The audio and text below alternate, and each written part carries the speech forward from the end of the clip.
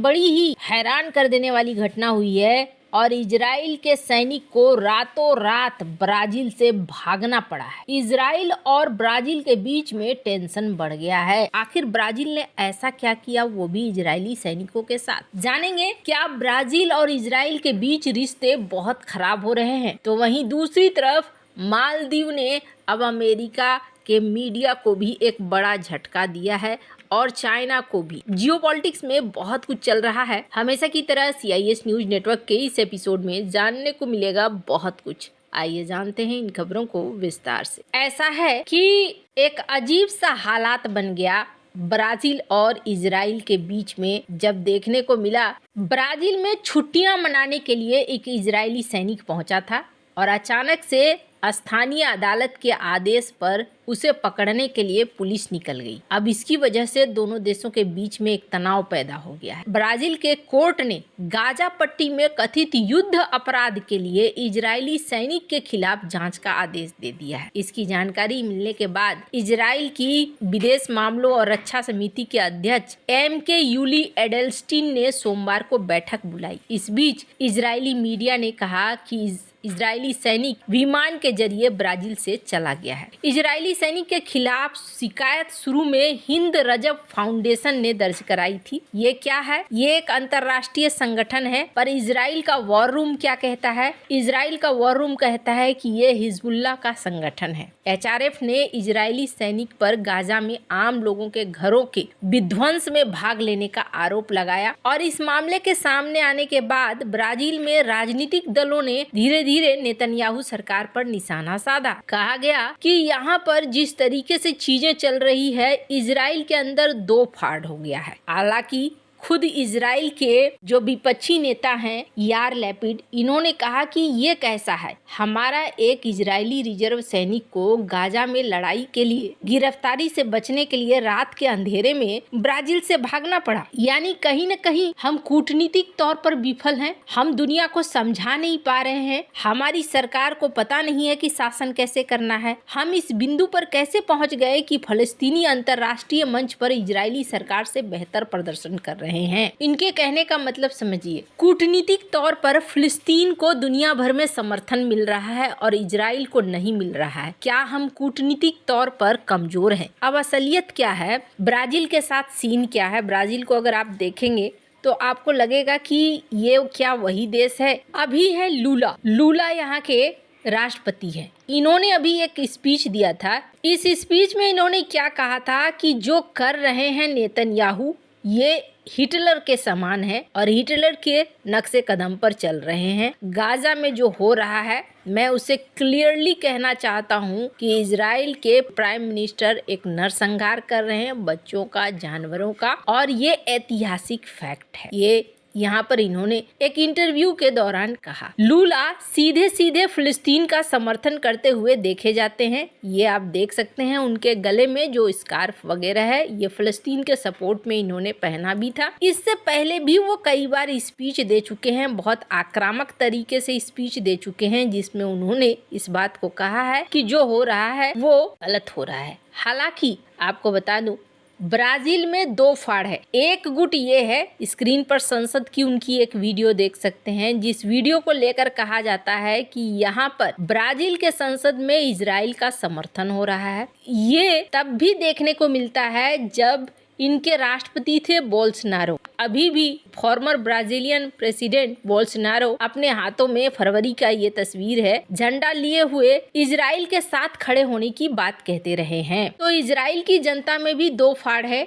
एक ऐसे हैं जो सपोर्ट करते हैं और एक ऐसे हैं जो विपक्ष में हैं। हालांकि इजराइल अपना व्यू समझाने के लिए कई तरह के नुक्कड़ नाटक भी करता है। जैसे इजराइल की जो एम्बेसी है, इन्होंने यहाँ पर एक नुक्कड़ नाटक किया था और दिखलाया था कि किस तरीके से हमास ने पकड़ा था महिलाओं को और किस तरीके से ले जा रहे थे। लेकिन ब्राजील उस तरफ नहीं जा रहा है। ब्राजील ने इससे पहले भी 134 मिलियन की आर्म डील जो इजराइल के साथ थी, उसे कैंसिल कर दी थी। ब्राजील में अभी माहौल इजराइल के खिलाफ ही है और अब माना जा रहा है कि कूटनीतिक तौर पर यहाँ पर और भी प्रश्न उठेंगे और सवाल होगा कि क्या इजराइल अपनी बात को समझा नहीं पा रहा है दुनिया को कि हम ये एक्शन क्यों ले रहे हैं और हमारा एक्शन क्यों जरूरी है। नेतन्याहू को उनके ही विपक्षी दल घेरने लगे हैं कि आप किस तरीके से रिप्रेजेंट कर रहे हैं कि दुनिया हमारी बात नहीं समझ रही है, हमारे ऊपर इस तरीके से जुल्म हो रहा है और दुनिया हमें दोषी भी मान रही है। खैर आपको बता दूं,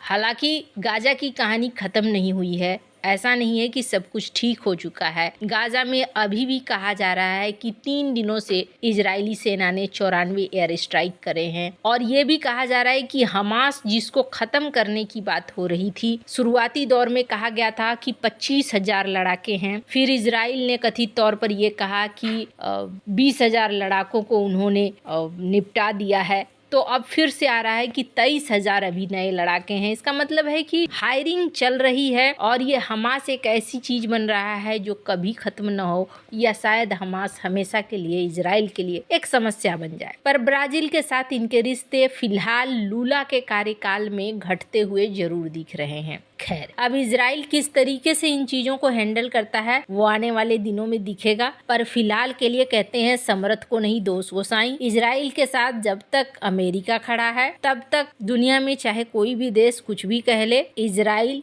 अपने आप में सक्षम भी है, तो कोई ज्यादा फर्क नहीं पड़ने वाला है। जहां एक तरफ ये सीन है ब्राजील के अंदर, तो वहीं दूसरी तरफ बात करें मालदीव की। मालदीव ने अब एक टका सा जवाब दे दिया है और यूएस की मीडिया को इस तरीके का जवाब पहले कभी नहीं मिला होगा। सबसे पहली बात आपको बता दूं कि मालदीव के जो विदेश मंत्री पहुंचे हुए हैं खलील ने इस बात को जब सीधे सीधे उनसे पूछा गया कि अच्छा जी आप तो इंडिया आउट कैंपेन में थे, तो इन्होंने कहा कि देखो हम ये कैंपेन में नहीं थे और ये जो था कम्प्लीटली अब्दुल्ला यामीन का फॉर्मूला था इंडिया आउट का कैंपेन। अब वो हमसे अलग हैं और एकदम अलग हैं। राष्ट्रपति मुइजू अब एक ऐसे राष्ट्रपति हैं जो चाहते हैं कि भारत के साथ रिश्ते अच्छे रहें, भारत के साथ हमारा संपर्क बढ़े और इकोनॉमिक तौर पर हम आगे बढ़ें। साथ ही इन्होंने एक बहुत खास बात कही जो कि शायद चाइना को भी अच्छा ना लगे, भारत की सुरक्षा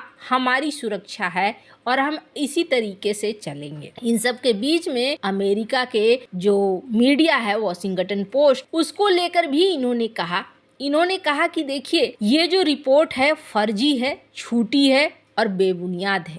इस रिपोर्ट में कोई सच्चाई नहीं है। मालदीव और भारत सरकार दोनों समझते हैं कि हम आपस में अच्छे और मजबूत रिश्ते रखने के लिए काम कर रहे हैं। इन्होंने कहा कि कोई है जो चाहता है कि दोनों देशों के रिश्तों में दरार डालना, और ऐसा होगा नहीं। हम दोनों ही देश एक दूसरे के साथ मिलकर काम कर रहे हैं और हम एक दूसरे के साथ खड़े हैं। अब जो लोग नहीं जानते उन्हें बता दूं, वॉशिंगटन पोस्ट ने एक आर्टिकल छापा था और जिस आर्टिकल में ये कहा था कि भारत मालदीव के अंदर तख्ता पलट करवाना चाहता है। इस आर्टिकल ने बहुत जोर पकड़ा था, जिसपे भारत ने भी कहा था कि नहीं, ये अखबार ही अब ऐसी हो गई है जिस पर यकीन नहीं किया जा सकता है। फिलहाल के लिए देखने को मिल रहा है कि यहाँ मालदीव ने भी नकारा है। तो क्या इसका मतलब मालदीव पूरी तरीके से भारत के लिए समर्पित हो गया है? नहीं, भारत के लिए समर्पित तो नहीं हुआ है, लेकिन अच्छी बात यह है कि भारत और मालदीव या भारत और उनके पड़ोसियों के बीच में रिश्ते अच्छे हों। अब मैं ऐसा क्यों कह रही हूँ? ऐसा इसलिए क्योंकि ये चाइना से फ्री ट्रेड एग्रीमेंट साइन कर रहे हैं, यानी चाइना अब इनके घर में बहुत सारी चीजें डंप करने वाला है और मालदीव की इकोनॉमी के लिए ये अच्छा नहीं होने वाला है। वैसे आपको क्या लगता है इन सब मामले में? आपकी क्या राय है? कमेंट कर जरूर बताएं। जल्द मिलते हैं अगले वीडियो में नई खबर के साथ।